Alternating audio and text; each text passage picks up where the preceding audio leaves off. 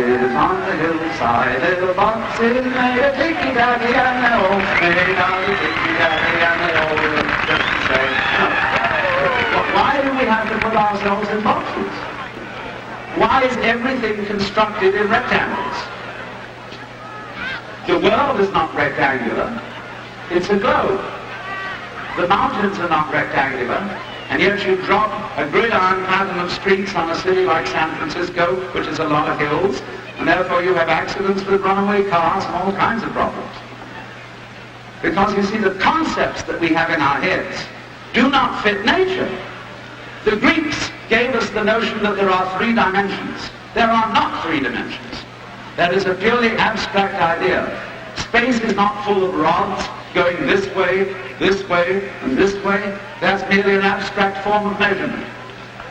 When nature gets together, it tends to become spherical and hexagonal, like bubbles on soap, honeycombs, and things of that kind. But we keep thinking in rectangles, boxes. So we're emboxed. And boxes mean all sorts of classifications. Is you or is you ain't? Is you black or is you white?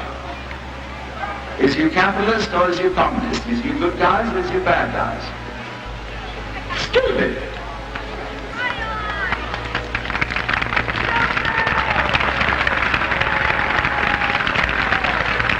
And so the essential thing to get a sane technology moving is to get rid of the mythology of money.